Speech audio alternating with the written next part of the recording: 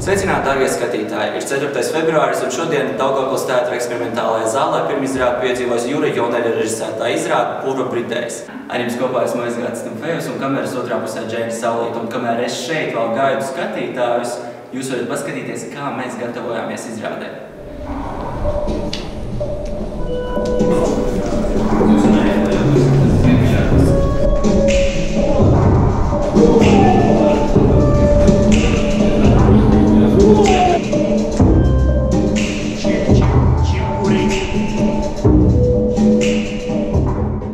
Mākslinieki mūs ieved citā Blaumaņa realitātē. Šeit baltās sienas var apzīmēt jebko, ja vien mēs izmantojam fantāziju.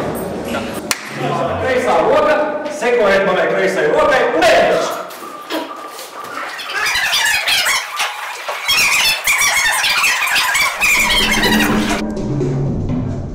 Man blakus atrodas izrādes režisors Juris Jonelis. Saki, lūdzu, Juri, kā tagad, kad izrāde jau ir gatava, kā tu novērtētu šo sagatavošanās procesu? Viegli, netik viegli, kas izdevās, varbūt, kas nedaudz pieķi?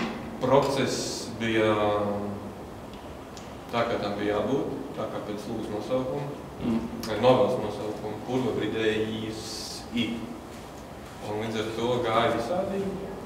Gāja gan tā, ka mēs bridām, bet, lai kaut ko skaistu atrastu, dažreiz vajag arī piepūlēties.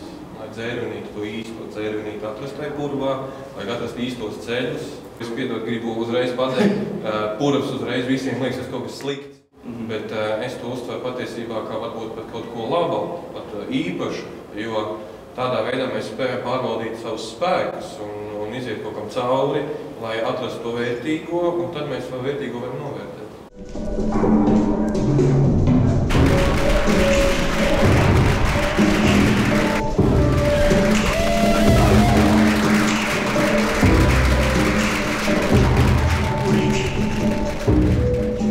Lai skatītāji nenojuktu, man blakus atrodas Zanda Mankopa un Alberts Vecmanis. Šoreiz Edgars un Kristīna. Sakiet, lūdzu, nav noslēpums, ka jūs esat tāds viens no teātra pāriem, vai ups? Sakiet, lūdzu, vai tas palīdzēja vai varbūt traucēja kādā brīdī tieši šai izrādē? Ļoti vairāk palīdzēja nekā traucēja. Palīdzēja tāpēc, ka mēs zinām viens otru un mēs kaut kā, man liekas, esam vairāk pieraduši viens pret otru un mēs varam vairāk iedarboties viens uz otru. Protams, arī tas, ka mēs esam attiecībās, mēs, tā kā Zanda teica jau, ka mēs varam, es zinu, ko darīt, vai tieši pretēji, ko noteikti nedarīt uz skatus, kas viņa ir izsist ārā, vai arī tieši ar ko es varu dabūt to īsto ārā no viņas. Respektīvi, ar to mēs varam secināt, lai veiksmīgi mīlas pāri nospēlēt, vienkārši ir jābūt pāri. Bet, protams. Vai vismaz jāiek kā varbūt.